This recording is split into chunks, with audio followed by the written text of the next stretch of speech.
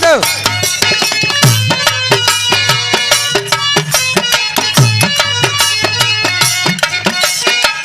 Click बिल्कुल ही है रही। ओहो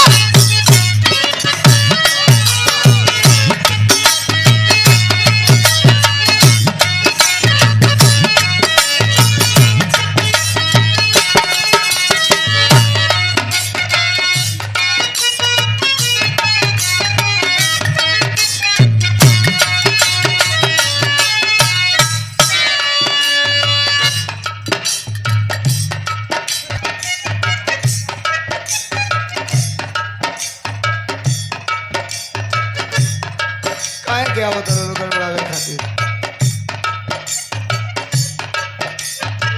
तरज मास्टर बजावत ई जबन तरज हम गावत नहीं आपके ए रुचि गाना का सूची निकाल के देखो। बाबा रे बुची ई गाना के न कोनो मर्द गौले बा न कोनो मेहरारू गौले बिया। कब के गौले बा? इसको गाया कौन है? अब पढ़ा लिखा आदमी समझेगा। मैं लिंग की बात करूंगा तो कुछ अलग समझ जाएंगे आप। जेंडर जेंडर जे के छक्का कहल जाला। लेकिन आज के दुनिया में यूट्यूबर भाइयों ने उसको वायरल कर दिया है। नाम है जिसका बबीता किन्नर। सोशल मीडिया पर वायरल है।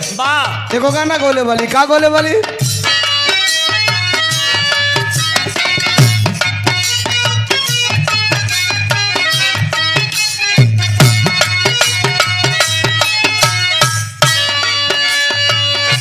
के आजकल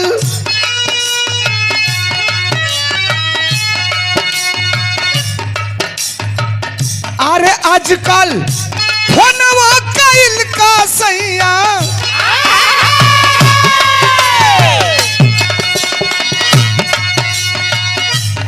आजकल फोनवा कइल का सैया छोड़ दी हलना।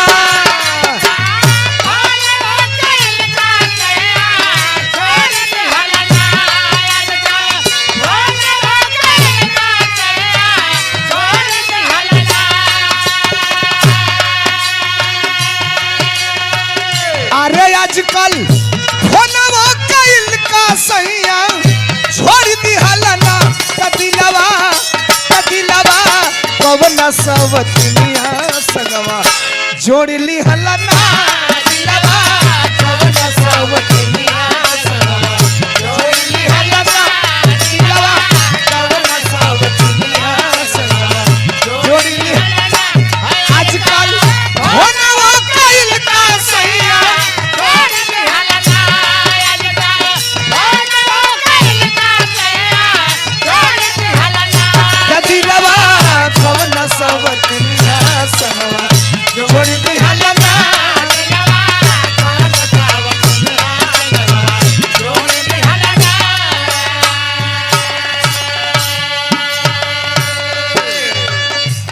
अब जरा आइए आध्यात्म की दुनिया में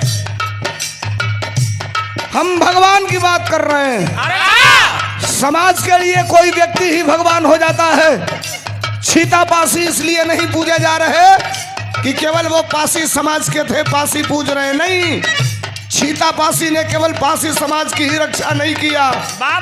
छीता पासी सर्व समाज की रक्षा के लिए जब इतिहास पढ़ेंगे तो ब्रिटिश गवर्नमेंट के खिलाफ पासियों का बहुत बड़ा योगदान रहा है लड़ाई लड़ने का। और इतना ही नहीं, छीता पासी के इतिहास में जाइए तो आपको सुनने को मिलेगा, देखने को मिलेगा, पढ़ने को मिलेगा इनके इतिहास के बारे में। दास का निवेदन है दुनिया के मतारी से सबका उद्धार करेलू। हम रोज गाइला, हमरा पते ना रहेला कि आज इलाहाबाद में गावतनी, काल कहाँ रहब, परसों कहाँ रहब। इनमें संपूर्ण योगदान तुहार बा, लेकिन मेहनत हमार बा। भक्त कहता का कहलस, अरे साज और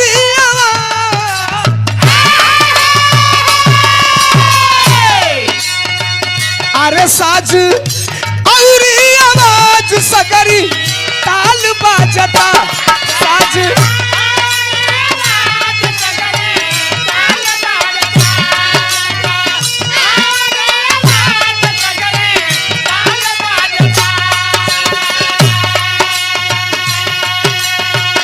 अरे साज औरी आवाज सगरी ताल बाजता ए देवी ए मैया तोहरे कृपा से कर ताल बाजता तोहरे कृपा से कर ताल बाजता मैया तोहरे कृपा से कर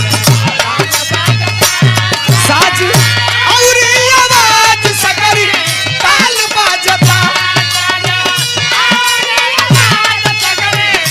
ए मैया तोहरे कृपा से कर ताल बाजता तोहरे कृपा से कर ताल बाजता। अंतिम लाइन मन की तरंग मार लो बस हो गई भजन आदत बुरी सुधार लो बस हो गई भजन भजन कई प्रकार का होला माघ मेला लागल रहला हमारा बुझाता काल पुनवासी रहे खत्म हो गई के में चलता प्रशासन अबे ठेल के ले जाइए के 12-14 दिन औरी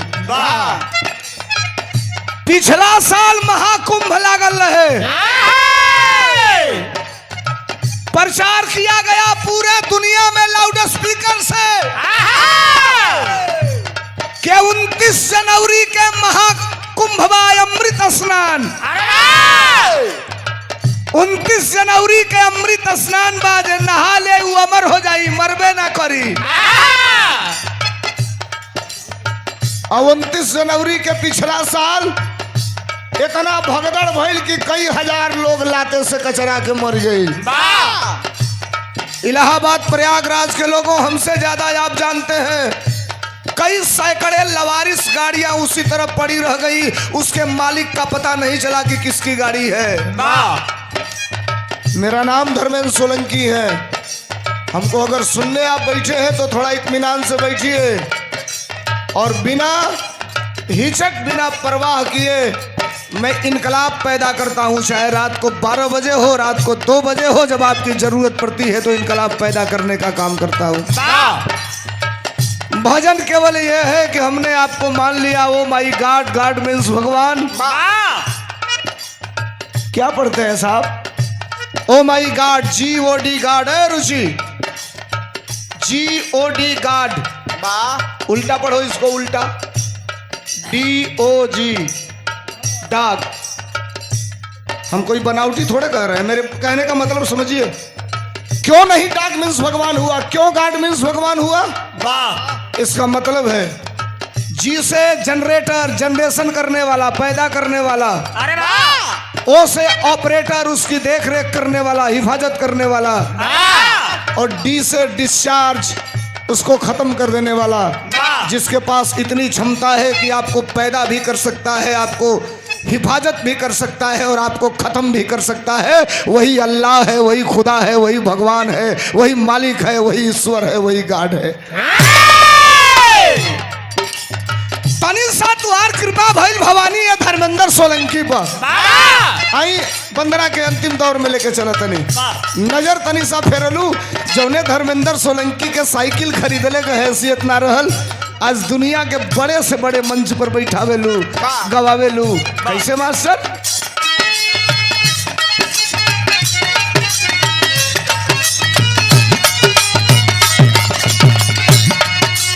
अरे सोहरत का पहली देवी अरे सोहरत का यही सनब हवलू तू आधी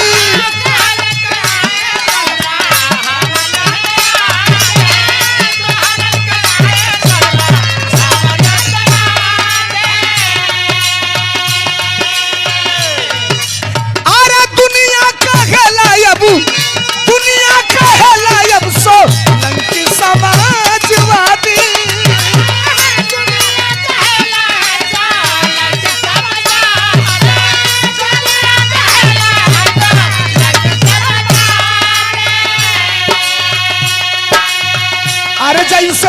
सुख के बदरिया अपन हो जैसे सुख के बदरिया अपन प्यार मांगता।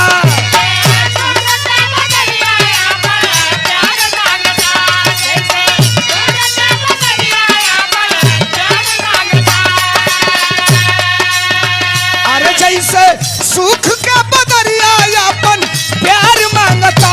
ए देवी ए मैया तोहरे कृपा से कर ताल बाजता।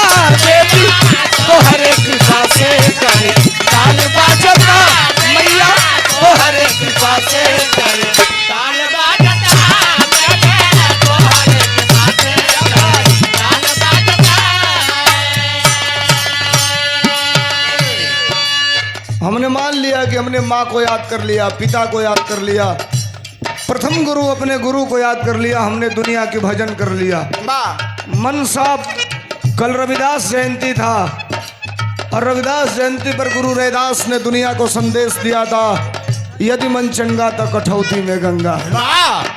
सामने डॉक्टर बी.आर. अम्बेडकर की मूर्ति रखी गई है। भारत के इतिहास में कलाकार केवल इतना बोलता है कि डॉक्टर बी.आर. अम्बेडकर ने हमें जीने का अधिकार दिया, खाने का अधिकार दिया, बोलने का अधिकार नहीं दिया। नहीं साहब, डॉक्टर बी.आर. अम्बेडकर ने क्या क्या दिया, 10 दिन लगेगा तो भी ये बातें आपके बीच में पूरी नहीं हो पाएगी।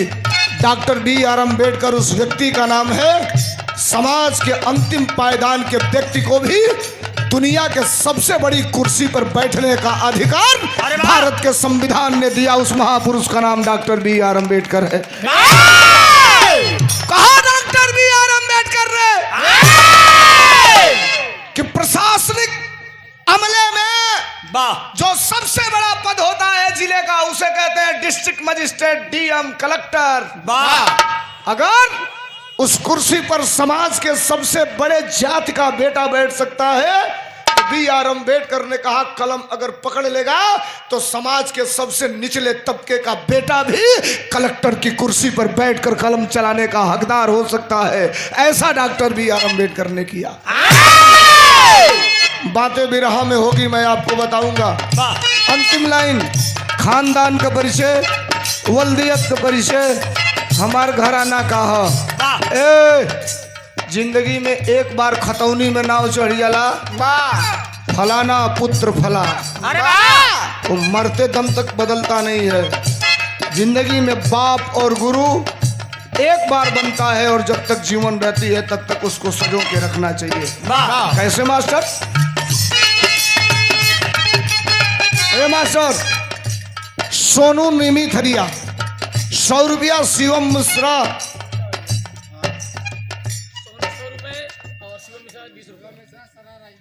100 रुपया तो बोल देने।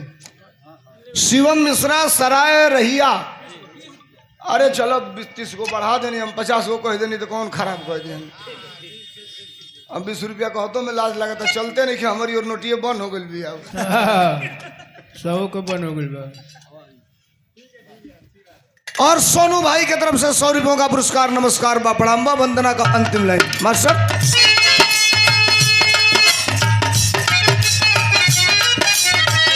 गईले गणेश बनन,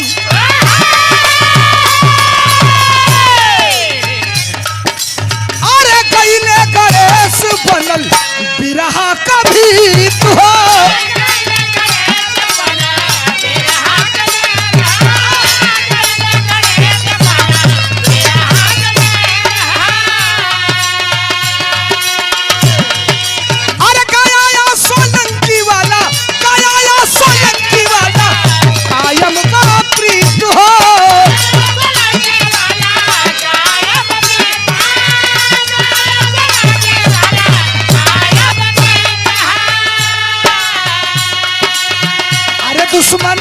तो दुश्मन कवनो विधा से बारी बारी आ जाता।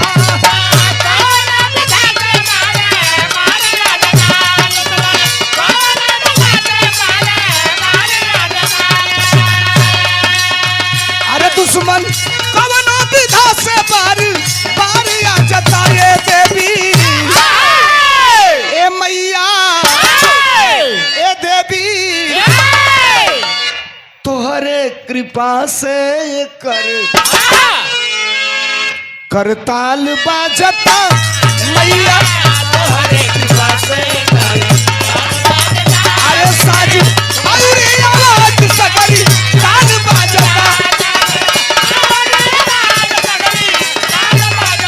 ए मैया तोहरे कृपा से करताल बाजता देवी तोहरे कृपा से काल बाजता देवे तोहरे कृपा से हो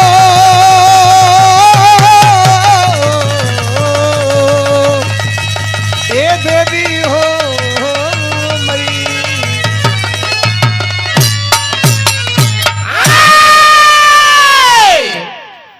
टुन्नू मास्टर 2 गो बात सुनो 3 मिनट